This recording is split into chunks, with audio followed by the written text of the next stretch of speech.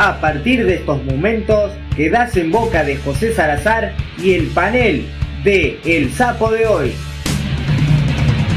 Acércate solo un instante, escúchame si lo quieres hacer. Toma unos tragos y quizás entonces tal vez me puedas comprender. La nueva raza que están haciendo, no esperes más, vamos, únete al regimiento de pecadores, la calle será nuestra ley. Podrán pasar 1000 años, verás muchos caer, pero si nos juntamos no nos van a detener. Podrán pasar 1000 años, verás muchos caer, pero si nos juntamos no nos van a detener. En la Argentina hay hambre, pero no porque falten alimentos como en otros países, sino porque sobra inmoralidad, porque hemos sometido al padre de familia a la humillación más grave que podemos someter a un hombre: trabajar los 30 días del mes y no alcanzar a ganar lo necesario para llevar el pan a su mesa los 30 días del mes.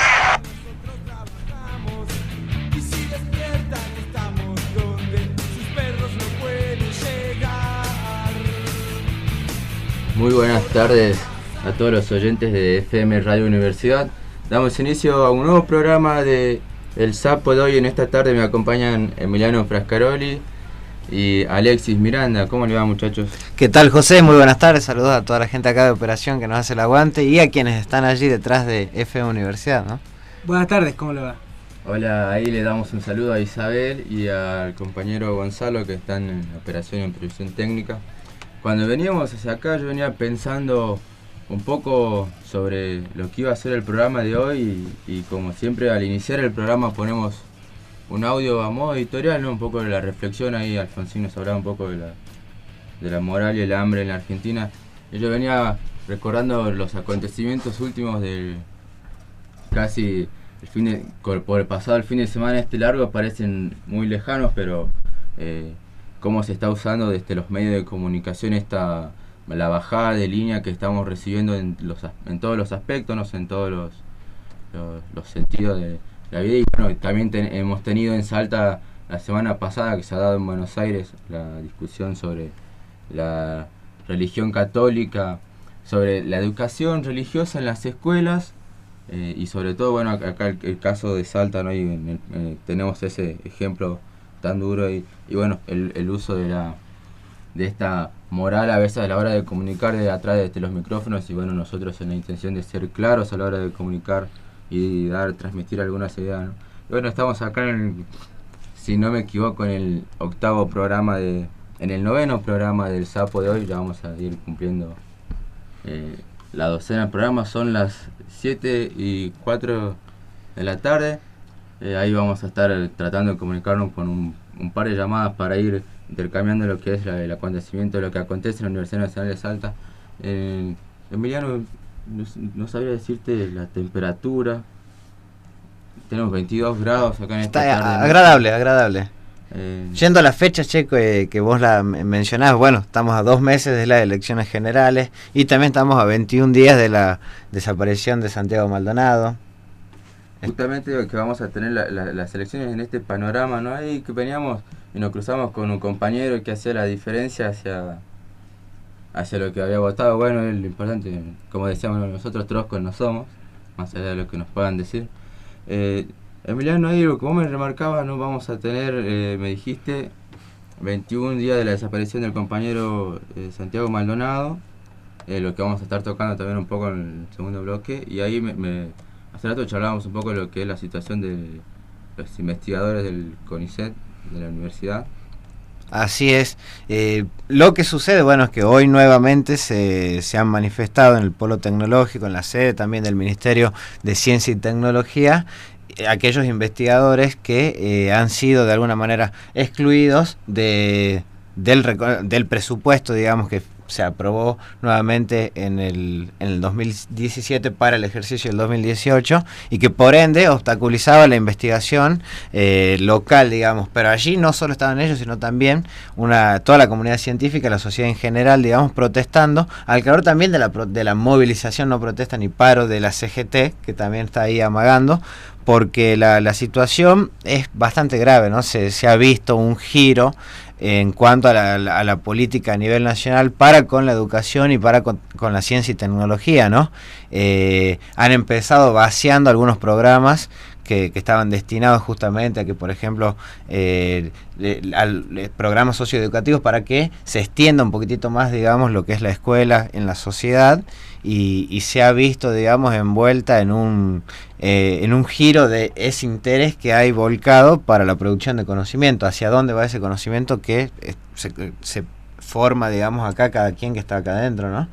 Entonces, bueno, se van dando diferentes situaciones, y una de las últimas, bien pasadas las elecciones, las primarias abiertas, simultáneas y obligatorias, llegó una propuesta del gobierno nacional, un acuerdo a través de el Ministerio de Educación con la firma del ex ministro Esteban Bullrich, que quedó, bueno, ahora a cargo Finocchiaro, en el cual está con el Ministerio de Ciencia y Tecnología para relocalizar esos investigadores, esos 500 que fueron excluidos, 410 dentro de las universidades nacionales.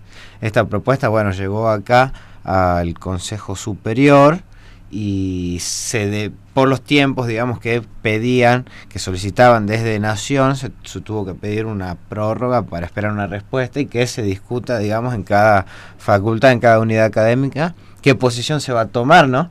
A ver si está bien, digamos, que vacíen por un lado lo que es el Ministerio de Ciencia y Tecnología, y vacíen, digamos, por ende, las personas que estén dedicadas, digamos, formadas para la creación de conocimiento local, para promover, digamos, la industria nacional y el desarrollo de nuestra querida república, de nuestra querida patria, como auguran muchos mensajes, o más bien, digamos, los depositamos, entre comillas, en las universidades nacionales. De allí, bueno, hay que ver las diferentes posturas, los diferentes universos de cada facultad, a cómo esté abocada. Yo, por lo menos, que estoy en la Facultad de Humanidades, en las ciencias sociales, en las ciencias humanas, creo que es bastante grave, ¿no?, que se vacíe por un lado y que le pase la pelotita a otro. Ahí, en el caso de la universidad, de nuestra universidad, ¿cómo quedaría afectada, digamos, a esta decisión, a este planteo que se está dando?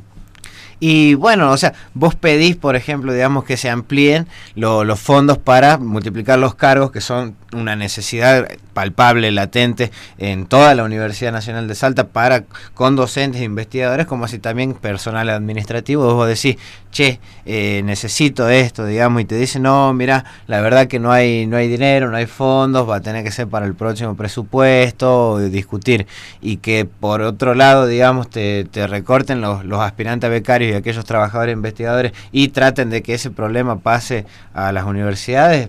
Para mí debiera de resonar un poquitito, ¿no? Aparte también hay que ver los términos particulares de que, bueno, en este caso no he tenido tiempo, digamos, de analizarlo, si es que afectaría al convenio colectivo de trabajo que hay en algún artículo, digamos, y de alguna manera está forzando a que esos investigadores se tengan que laburar, digamos, en una universidad, o sea, en el aula, y no así abocados, creo yo, a lo que aspiraban, digamos, que es investigar y crear conocimiento desde otro lugar, ¿no?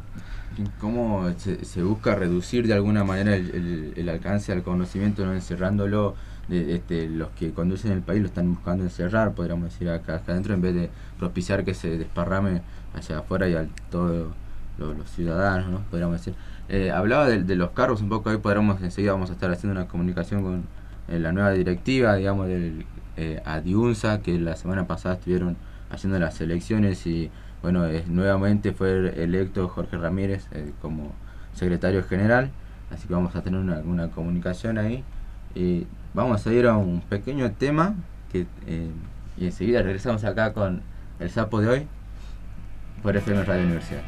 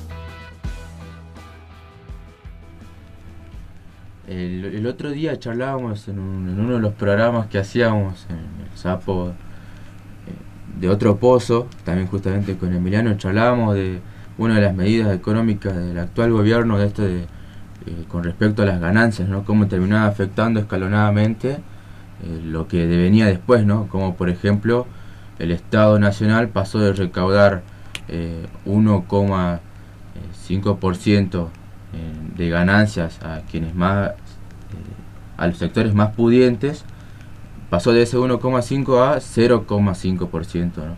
Y como de recaudar algo de 19 millones de pesos se pasó a recaudar algo de 3 millones de pesos. Y eso iba afectando a la distribución del ingreso, por ejemplo, cuando se hablaba de asignaciones universales, cuando se habla de las pensiones, cuando se habla del progresar y de los diferentes aspectos, las diferentes cuestiones en las que hubo un gobierno que intentó equiparar, ¿no?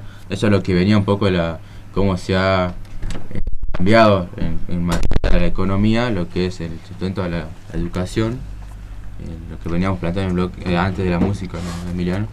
Sí, bueno, vamos a seguir tocando otros temas, por supuesto, algo que también se está charlando en estos días, porque bueno, hay audiencia pública también a nivel nacional y tiene que ver con la educación religiosa y otros temas para tocar, ¿sí? Para eso vamos a hablar con Blanca Nenina Lescano, referente de Derechos Humanos no gubernamentales, también secretaria de Derechos Humanos de la CTA. Hoy se movilizaron también, y en una de las consignas era con respecto a que aparezca con vida Santiago Maldonado, a nivel nacional la marcha. Buenas tardes, Blanca Lescano, ¿cómo le va? Emiliano y José Salazar nos saludan. Buenas tardes, ¿cómo les va? Sí, seguimos, vamos a seguir manifestándonos en todos los ámbitos que podamos por la aparición con vida de Santiago Maldonado, por supuesto. Esto es una desaparición forzada por fuerzas de seguridad en etapas democráticas, o sea, no se puede dejar este tipo de situaciones sin hacer todo lo necesario para pedir la aparición con vida. Bien.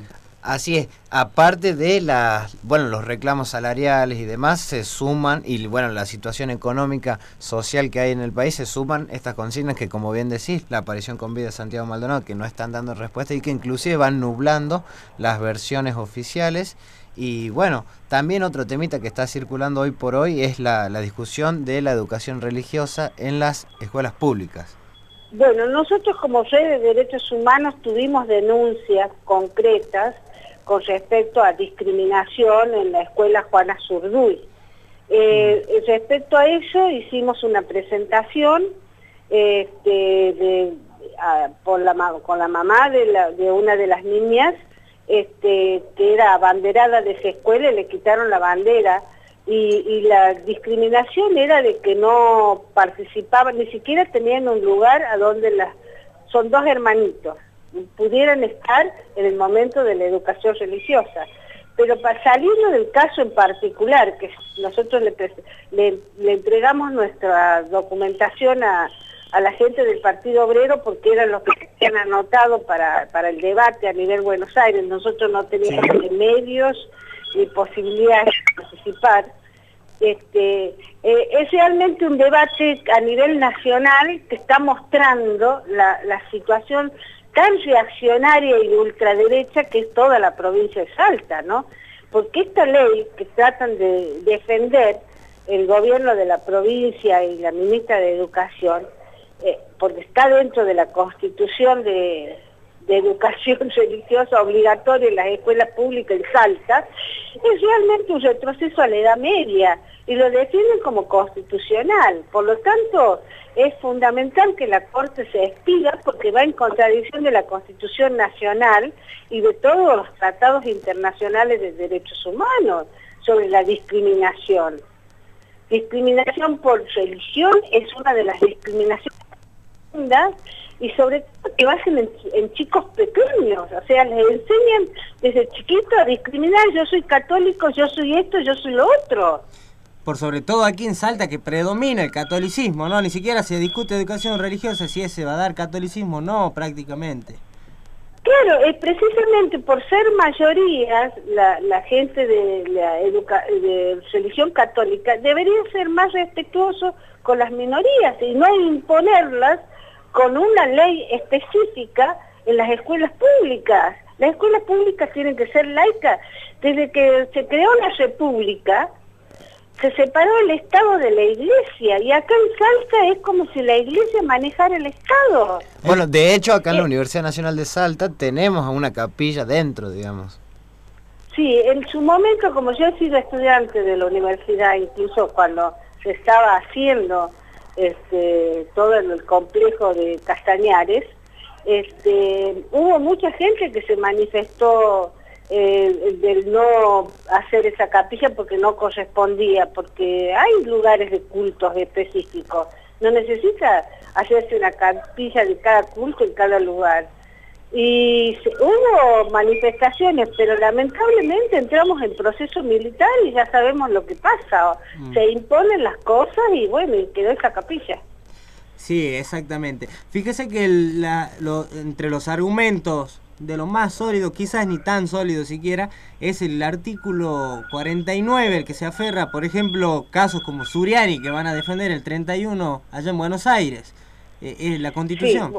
Además además la ministra de Educación de Salta es una mentirosa, porque ella dice que acá se enseña todas las religiones, y está mintiendo, no es verdad, en la práctica no es así. Nosotros hemos pedido por nota de que nos permita asistir a las clases de religión que se dictan en distintas escuelas y ni siquiera nos contestaron. Es mentira que se dictan todas las religiones y que hay una tolerancia hacia las personas que no tienen la misma religión o incluso que no tienen ninguna religión, con todo el derecho. Y ella dice como que acá todo está perfecto, toda esa armonía, que se dictan todas las religiones, pero además la arbitrariedad. Las profesoras recibidas del Instituto de Religión Católica son las que concursan y les dan un título de profesora, igual que las docentes que hacen 5 años en la escuela normal. O profesoras que hacen profesorado con otros 5 años más en la universidad. Totalmente. Entonces, es todo muy tergiversado. Yo no sé qué va a pasar. Yo creo que Urtubey se tiene que poner las pilas, porque si pretende ser candidato a presidente, yo espero que el país se expida que un tipo del Opus Dei tan reaccionario hacer extensiva esta política totalmente discriminatoria a nivel religioso, porque además no discriminan solamente con la religión, discriminan con la sexualidad. Totalmente. En las escuelas. Y totalmente. También discriminan porque no se da educación sexual en las escuelas, porque consideran que es pecado. Claro, totalmente. Entonces todo es una cosa un paquete bastante serio, el tener que discutir este tipo de cosas que ya se discutió cuando se formó nuestro país en la época de la República Argentina. Es volver y retroceder, así que espero que realmente un tipo como Urtubey no tenga ninguna posibilidad de llegar a nivel nacional, porque se imaginen lo que puede ser, tener un Macri y después tener un Urtubey, ¿a dónde podemos ir a parar, no? Totalmente. Bueno, para ir finalizando, hoy 22 de agosto, bueno, se recuerda la 45 años de la masacre de Trelew. De Trelew, sí. ¿Algo para agregar? Bueno, yo, mis compañeros de familiares y de la red estaban volanteando en el centro esta tarde con respecto a este hecho, pero además tengo que decir, nosotros decimos que fue el inicio, ¿no es cierto?, del terrorismo de Estado hecho por la ANUCE, y que la ANUCE por eso hace acuerdo con algunos sectores militares del peronismo para el regreso de Perón en el 73. Y entonces este fue el tubo de ensayo, Trelew, lo que pasó en Trelew, fue el tubo de ensayo de lo que fue después el terrorismo de Estado, que empezó en el 74. Bien. Muchísimas gracias, ¿no, Blanca Nanina Lescano, por la comunicación. Bueno, muchas gracias a ustedes por escucharme. Hasta luego. Adiós. Referente de Derechos Humanos, bueno, secretaria de Derechos Humanos de la CTA, que hoy estuvieron marchando, y en la consigna también se agregaba la aparición con vida de Santiago Maldonado. Y básicamente por eso la interrupción, José, con la nota, porque bueno, estamos tratando ahí de buscar. No podemos hablar todavía con ninguna de las autoridades importantes que por ahí uno considera, por ejemplo, para tratar temas de la universidad, ¿no? Por ahí con el ex rector, con Víctor Hugo, claro, se hace complicado. Con Fernández no lo intentamos todavía, ya lo vamos a estar probando, pero bueno, básicamente la noticia tiene que ver con que el jefe de ministros, Carlos Parodi, y dijo, bueno, desde Nación no hay fondos, no manda a provincia y corre riesgo medicina. Eso lo dijo Carlos Parodi hoy. Básicamente por ahí la duda. Bueno, lo dejo, sigo en el trabajo. Bueno, pero no se vaya, ahí un segundo, le voy a hacer una consulta. No sé si preguntarle tan directa, la vamos a dejar abierta a cualquiera que quiera responder. De alguna manera se ha logrado desnaturalizar, ¿no? De que ir a la escuela y que te den religión y que te den catolicismo de alguna manera. Hoy los medios han colaborado en esta desnaturalización y que estamos, por lo menos se lo discute en la sociedad. La gente charla y tiene diferentes posturas, ¿no? En la viña del Señor hay para todos los gustos y bueno. ¿Qué apreciación ha podido tener usted, más o menos, que está en más contacto con... ¿Con quién?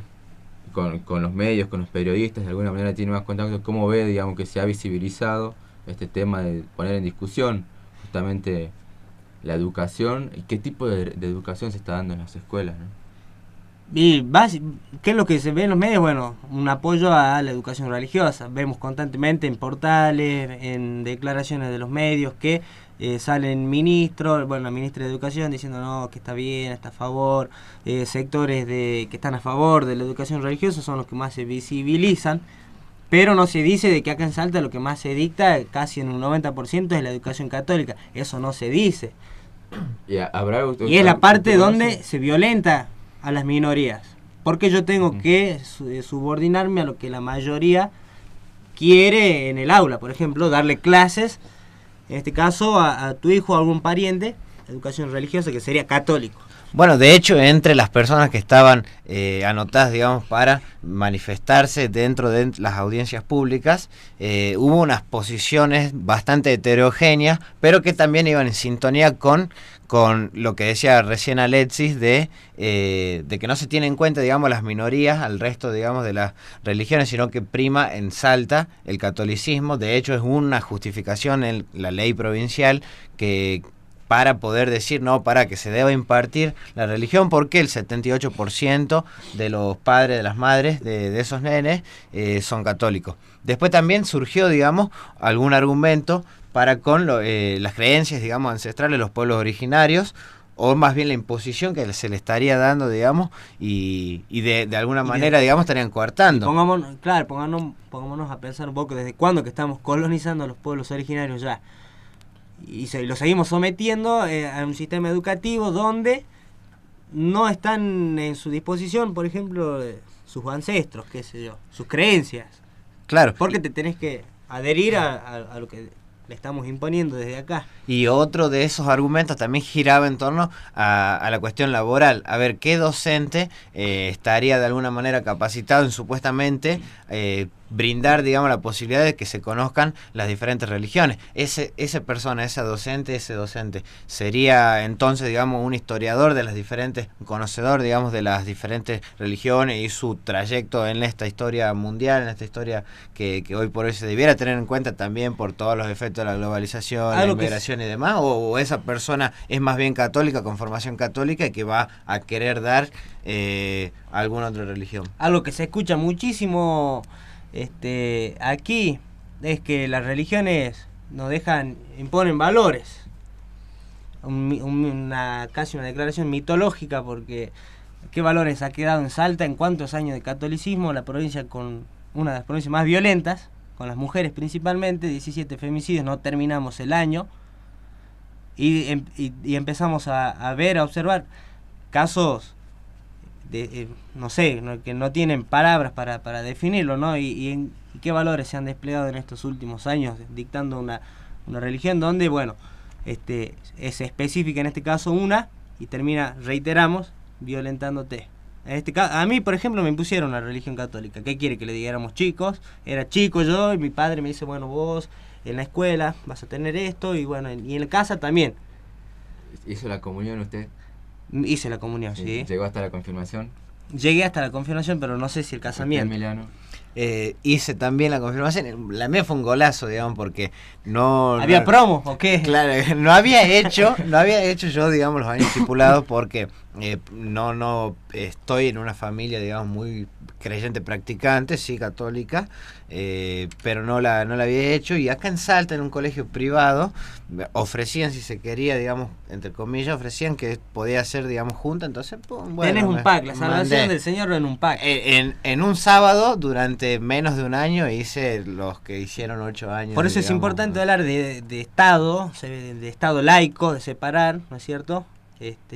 Los roles, no confundirlos. Yo creo que en este caso, bueno, la visión que tiene la provincia con el gobernador a la cabeza estaría siendo errada en este sentido. Como dice Blanca Lescano, se volvería a la Edad Media en el sentido en que, bueno, vuelve a tener relación la iglesia. ¿Y usted, José, qué opina? Y bueno, yo hice la confirmación también y opino que lo ideal sería que no se dé ningún tipo de religión en las escuelas, ¿no? Porque si vos querés que tu hijo aprenda determinada religión, lo mandás extracurricularmente. Y lo ideal para el derecho, de lo que se está discutiendo, digamos, en instancia judicial, lo ideal sería, de última, si hay educación religiosa, que haya todas. Claro, y lo complicado que sería que haya para todos. Y que sea extracurricular. Entonces, si no hay para todos, entonces debería ser que ¿O por qué haya para no? ninguno. ¿O por qué no que sea? Con el beneficio de las iglesias que son son subsidiadas por el Estado y todo, así que bueno. Y bueno, todos los planeros número 1 son los que están en calle España. Juan, ¿cómo le va a decir eso a la iglesia, por Dios? Si un día vamos a ir a estudiar a la catedral, créame. Pero reciben grandes subsidios, no es de que estamos mintiendo. No estamos mintiendo, no, pero vamos a aprovechar por ahí el Monseñor Carnelo sería el apellido, ¿no? Del Monseñor, que coincidencias políticas no creo que tiene con el Papa, no. Porque bueno, Carnelo habló mal de los planeros, pero la iglesia recibe planes, Carnelo. Entonces, por ahí molesta. Y fíjate también qué interesante la vinculación, digamos, con, obviamente, digamos, la política que tiene la iglesia, porque de repente si vos querés, digamos, dirimir en si va a la escuela religiosa, en las escuelas públicas o no, es también una posición política, que de esto ya se había hablado en 1884, si mal no recuerdo, cuando se reforma esa ley 1420, que se había discutido, no se puede impartir desde la escuela pública la religión.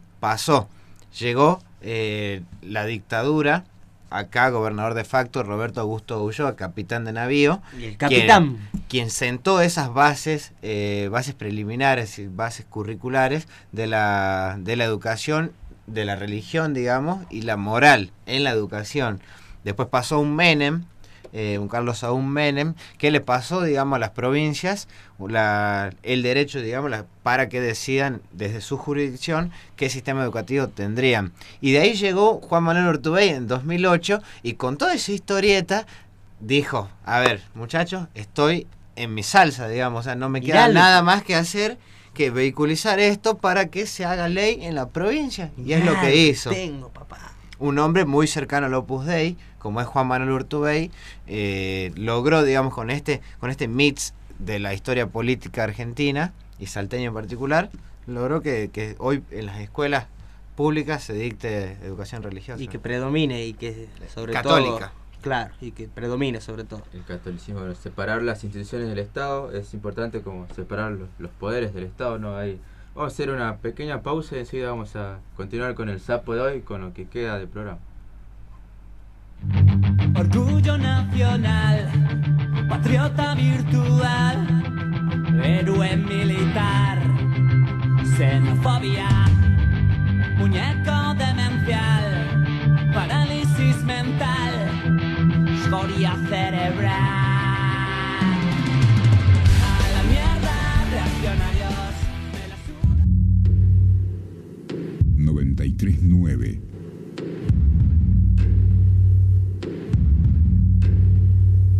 En cada sitio de la ciudad.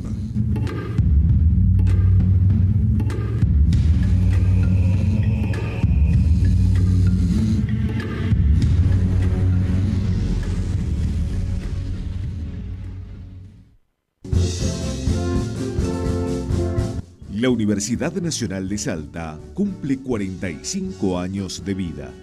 45 años formando profesionales para Salta, la región y el mundo. Pública, gratuita, accesible para todos. En nuestras aulas no solo se imparte ciencia, sino que formamos hombres y mujeres de bien, protagonistas de una Argentina pujante. ¡Feliz aniversario, Universidad Nacional de Salta! Mi sabiduría viene de esta tierra.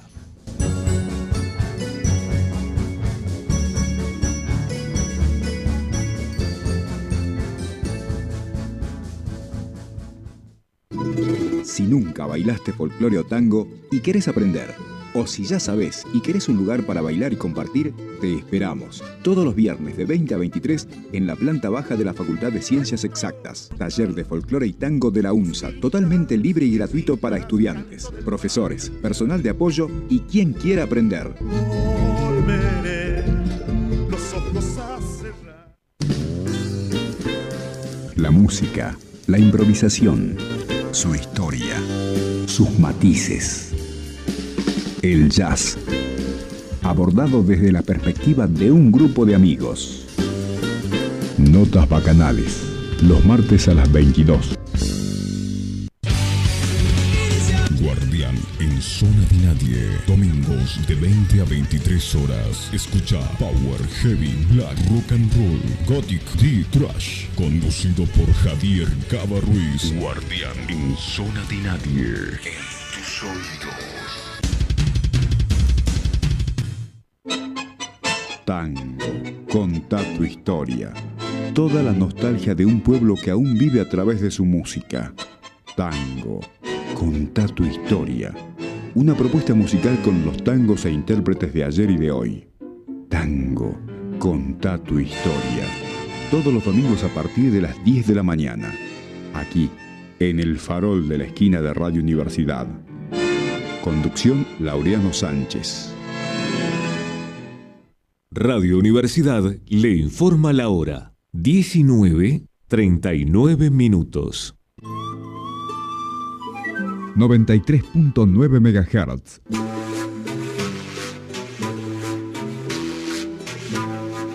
UNSA FM.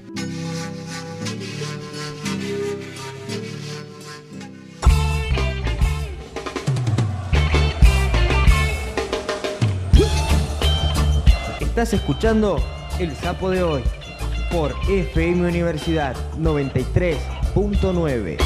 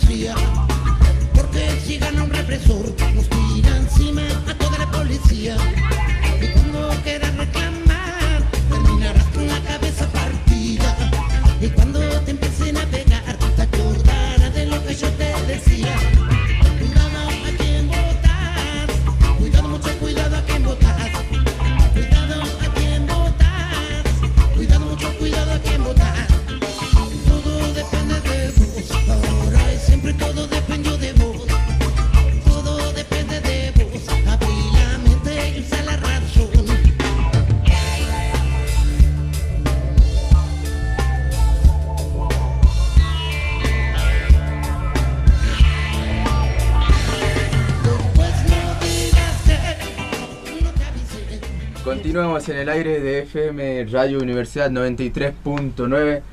Recuerden que nos pueden llamar al 425-5302 o al 425-5497. Mandarnos un WhatsApp al 387-488-9793 si están participando en el Sapo de hoy. ¿Vieron el fin de semana? Yo veía un poco esta mañana en las noticias un episodio de que una señora irrumpió en una fiesta privada y la policía se la llevó. No sé si se percataron un poco así lo que fue. Esta situación ocurrió en Villa San Lorenzo. Villa San Lorenzo. Sí, que bueno, era la señora en cuestión era docente de la universidad. Y bueno, voy a leer un fragmento de un parte que sacó Adiunsa hace unos minutos. que dice así: la Facultad de Ciencias Naturales y ADIUNCE repudian la detención y la brutal agresión que sufrió la docente e investigadora Marta de Viania el domingo pasado en Villa San Lorenzo. Que bueno, un episodio que, para empezar, a mí cuando me lo contaron, porque yo no creía que se habían llevado a una señora que irrumpió a la fiesta. Bueno, siempre están esos titulares, irrumpió, claro, estas cuestiones. ¿Pero qué pasó? ¿Qué pasó? Digamos, que había una fiesta en la que el volumen estaba excedido, era una alta hora de la noche, la compañera Marta fue a solicitar que se bajara un poco el volumen. Que se bajara el volumen. Que se bajara un poco el volumen, no se le prestó mucha atención. Ella entró con su vehículo tocando bocina para buscarlo al intendente. La seguridad del lugar se percató. Al intendente de San Lorenzo, aquí la Gonza. Claro, al mismísimo, al que usted lo conoce, exactamente. La policía se percató, vino, le dijo venga para acá, pum, la esposa adentro, se la llevó. Se la llevaron. Por irrumpir en la fiesta. ¿Cómo vas a ir a molestar al intendente? Che, está de joda, ¿no ves? ¿No ves que aquí la Gonza ¿cómo se te ocurre? ¿Trabaja mucho? ¿Cómo se te ocurre esto? Como decíamos, ¿cómo se te ocurre ser hippie e ir a ayudar a los pueblos mapuche y después desapareces, digamos, ¿no? El hecho lamentable que estamos, más allá del tono irónico que le podemos dar, ahí teníamos el audio, ¿no? Que si me decís, Juan, tenías el audio de... ¿De quién? Usted dígame, tengo el audio de uno de los mapuches, que es parte del extracto de ADN, después... donde se narra la historia. El de Ariel Garci. Ese mismo. Bueno, pero para que le aclaremos a la audiencia, Ariel Garci es un conocido de Santiago Maldonado, un amigo, que sufrió las mismas consecuencias. Estas fueron... Ariel Garci lo tenemos aquí, hay que decirlo. Santiago Maldonado no. Pero básicamente es el patrón, es el mismo patrón. El 10 de enero, fíjate vos que hubo una manifestación del pueblo mapuche sobre las rutas también. Un conflicto bastante grande con el multimillonario Benetton, uno de los tantos, el italiano. Ese 10 de enero, Gendarmería detiene a un señor, su nombre es Ariel Garci, porque bueno, estaba ahí en ese conflicto. Pasó eso, lo siguieron buscando a Ariel Garci, le seguían haciendo inteligencia. ¿Quién? Gendarmería. Él contó de que lo amenazaban constantemente, desde el 10 de enero hasta el 1 de agosto, básicamente. Sufrió constantemente aprietes de Gendarmería, a tal punto que le pusieron una pistola en la cabeza, un revólver, un 38, un fusilamiento falso le llamaban. ¿Por qué? Le gatillaban una pistola que no tenía balas. Para apretar, para decirme, che, ¿quién maneja el RAM, la resistencia ancestral mapuche? ¿Quién los financia? ¿Por qué se encapuchan? Etcétera, etcétera. Bueno, esta denuncia la presentó el mismo Ariel Garci, la tomó un juez, el mismo juez que lleva toda esta investigación, Guido Tranto. Guido Tranto sabe de que esto es importante, la declaración de Garci, y saben que Garci es importante por muchas cosas. Conoce a Maldonado, aportó para ayudar a rastrear a Maldonado, aportó información, y Garci también, cuando ya no estaba Santiago entre nosotros, o sea, porque estaba chupado por Gendarmería, él llamó al teléfono de Santiago, unos 22 segundos fue la duración de ese llamado, que entró, reitero, alguien atendió el teléfono de Santiago, emitió señal. Bueno, precisamente a él vamos a escuchar, a Ariel Garci, un testigo reservado, de protección reservado, pero que Patricia Bullrich lo mencionó en la Cámara de Diputados, en la Comisión de Seguridad de Diputados. Una torpeza, lo de Bullrich al... ¿Torpeza? No sé si fue torpeza o no, es verdad. Escuchamos.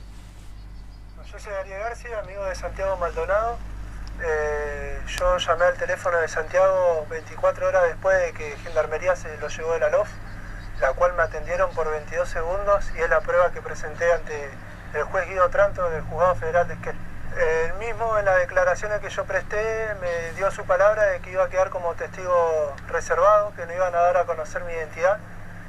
Hace unos días la ministra de Seguridad, Patricia Bullrich, en conferencia de prensa en el Senado, dio mi nombre completo, el nombre de mi padre y mi domicilio antiguo de donde vivía en Neuquén Capital, diciendo públicamente que yo era el testigo que había presentado la prueba de la llamada.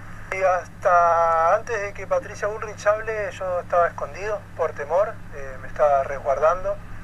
y de que me dejaban al descubierto no me quedó otra que hacerme público para tratar de garantizar más mi seguridad. ¿Y cómo no vas a salir a mostrarte al aire después de lo que hizo Bullrich? Mencionarte por cadena nacional. ¿Quién transmitía? La Comisión de Seguridad. Cuando hablaba Bullrich, estaban transmitiendo todos los grandes medios. Y de alguna manera violando respaldarse. algo de que directamente no tenía que haberlo dicho Patricia Bullrich. Si hay un testigo reservado, ¿qué significa reservado? Preservar. Tenés que preservar la identidad de un testigo, es clave. ¿Por qué será? ¿Confundir? ¿Para qué? Pero bueno, hay que decir que esta investigación la lleva el juez Guido Otranto, a la investigación de Santiago Maldonado también. Pablo Nochetti es un funcionario, el segundo de Patricia, viene a ser la pata política que tendría que controlar los funcionamientos de Gendarmería en ese operativo. Bueno, pregúntenle a Pablo Nochetti qué hicieron con Santiago, que hasta ahí no llegó la investigación, nadie consultó nada, así que se sigue esperando más datos por eso, ¿no?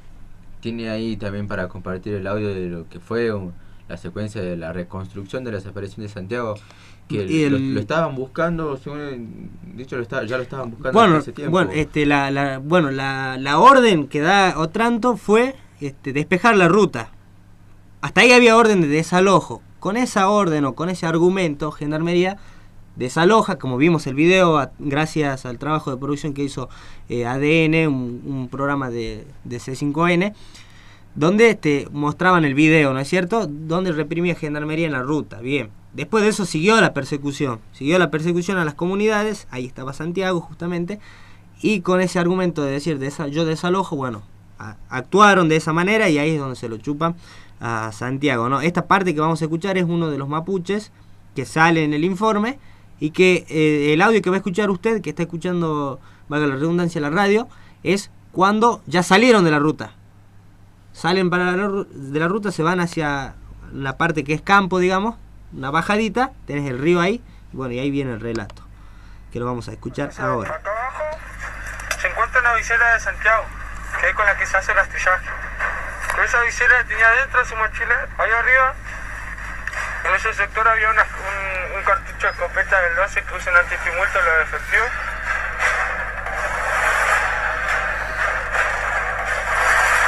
Quedaba justo donde estaba su pertenencia. Bueno, acá donde nos mandamos para el río.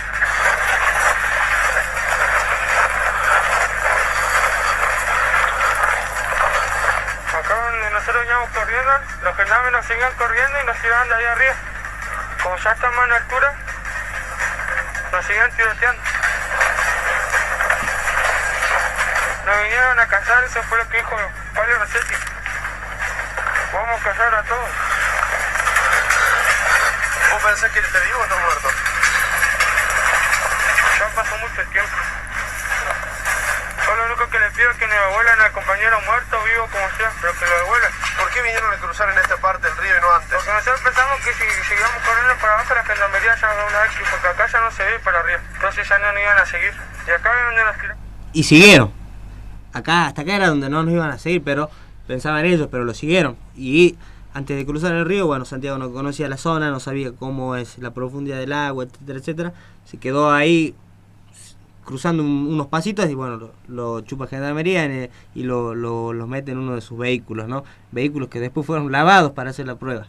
El objetivo era claro, digamos, desaparecerlos a todos de alguna manera. Si dicen hasta aquí no seguían, o sea, era normal que vengan hasta acá, pero esta vez fueron más allá. Sí, y es delicado porque hay responsabilidades, como te digo, tanto de que dio la orden de desalojo, como la responsabilidad política que estaba a cargo de Pablo Nochetti, como la responsabilidad de Patricia Bullrich, que está a cargo de todo, digamos. Y posterior a ello, la responsabilidad de los medios de comunicación también, porque hay una tergiversación terrible sobre lo que está pasando. Hay también un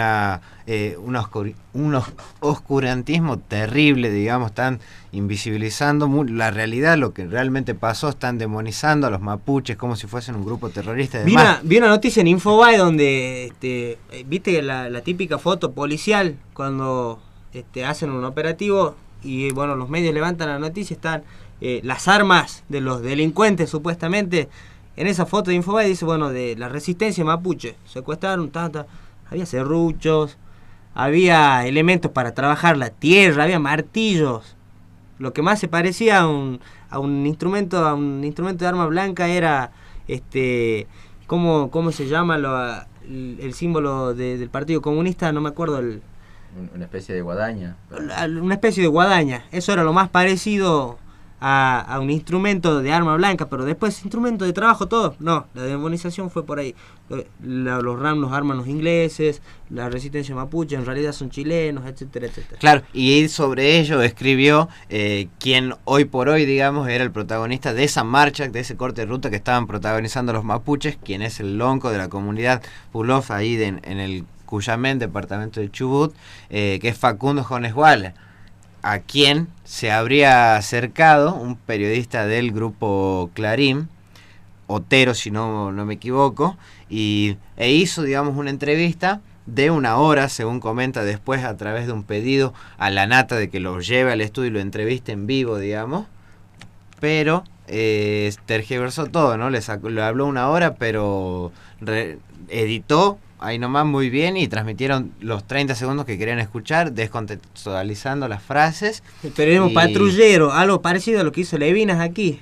Tal cual, con un caso también de la comunidad originaria. Con la comunidad de Aguita. Fíjese que yo me levantaba una mañana y lo escuchaba en la radio de Martín Grande, donde decían este tema, ¿no? De que no son de Aguita, son de otros lados. Después viene Levina, hace una nota impresionante con este señor, que después se la corta entero y se la termina retaseando y tergiversando y manipulando esa nota, que verdaderamente era fructífera, pero los muchachos claramente no buscan información, sino buscan una tarea que ya es habitual lamentablemente en este oficio, y que es la operación, ¿no? De periodistas a operadores, y la están pagando las comunidades, en este caso los mapuches, que estaban antes de la consolidación del Estado argentino. Claro. Y que no están pidiendo que el Estado argentino se subordine a sus leyes y sus costumbres, simplemente está pidiendo que se respete un pedacito la Constitución. Y que el Estado argentino respete su propia Constitución, ¿no? Es eso es lo más grave y lo más... De lo a tener en cuenta, claro, justamente, ¿no? Cómo están pidiendo que sea el Estado argentino quien reconozca su propia Constitución y garantice los derechos que no deberían serles negados. A mí esta situación que se está viviendo en el sur me hace preocuparme sobre el artículo 9 de la ley 7.658, es la que prevé los desalojos, ¿no? Que vamos a tener en diciembre también acá un escenario parecido, en el que no va a haber ninguna ley que ampare o proteja a los pueblos originarios, a las familias de sus lugares de a los nacimiento. Pequeños productores, sobre todo, a los pequeños productores autóctonos. Y que de repente son los verdaderos dueños de la tierra, porque yendo también a los medios, digamos que, como bien decís vos, José, no están tampoco transmitiendo la preocupación que se debiera transmitir para ver qué va a pasar a partir del 31 de diciembre con los pueblos originarios, los campesinos pequeños. Son esos medios de comunicaciones grandes, digamos, que se han beneficiado. Por ejemplo, en una campaña del desierto, cuando General Roca había impulsado, digamos, la eliminación de las etnias de aborígenes, digamos, que había en la Patagonia, y que también habían financiado estos vagos, ¿no? de la sociedad rural argentina. Son esos vagos, digamos, que concentran en muy pocas manos muchísimas tierras y que te imponen, digamos, el precio e inclusive, digamos, mueven la política. Financiaron esa campaña del desierto para que Roca extermine a los mapuches, a esos mapuches que hoy por hoy no siguen peleando, digamos, por su derecho, y a cambio de eso le dieron tierras. ¿Cómo les pago esto? Bueno, le doy tierra a estos vagos. Son esos vagos de la sociedad rural hoy, ¿no? Totalmente, y bueno, y ahí tiene que ver mucho históricamente el apellido Burlich también, el patio Burlich, un poco más para atrás si quiere hacer memoria. Bueno, no sé, usted dirá cómo están los tiempos ya en la parte final. Ya nos vamos a ir retirando, digamos, llegando al cierre del programa, en lo que va a ser la continuidad que va a tener FM Radio Universidad. Por allá estamos viendo al equipo de Comunica Letras que está preparado ahí en el estudio A, nosotros estamos en la B, así bueno, acá ninguno es hincha de River, ¿no? Ahí le brilla en el pecho a Juancito el escudo, pero bueno. Pero también tenés que preguntar ¿no hay ninguno de Central? No hay ninguno Salteño. de Central. Claro. Encima le toca a las dos al mismo. Juan, un placer haber compartido la mesa con ustedes. El agradecimiento de siempre a Isabel, a Gonzalo, Bueno, compañeros, será hasta el próximo martes cuando hagamos la 10ª edición del SAP de hoy por FM Radio Universidad. Perfecto, entonces, bueno, ya para ir completando información, una semana bastante agitada, marcha en el día de hoy en la ciudad de Salta también, eso nos olvidamos de comentar, marcha a nivel nacional. Quedó eso en el tintero, que puede ser para el próximo martes. Marcha, bueno, que igual la CGT te va a dar noticias, digamos, porque no quieren llamar paro, claro. Va a haber novedades con paritarias de educación, novedades con paritarias de salud también. Entre el día de mañana deberían empezar a poner los papeles en la mesa para que esa mesa, valga la redundancia de nuevo, de negociación se lleve a cabo, ¿no? Bueno, por su atención, muchas gracias y hasta el próximo martes.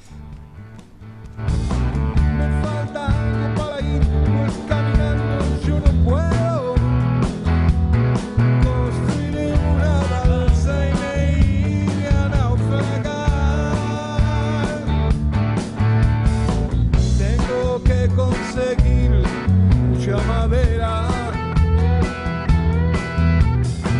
tengo que conseguir de donde pueda.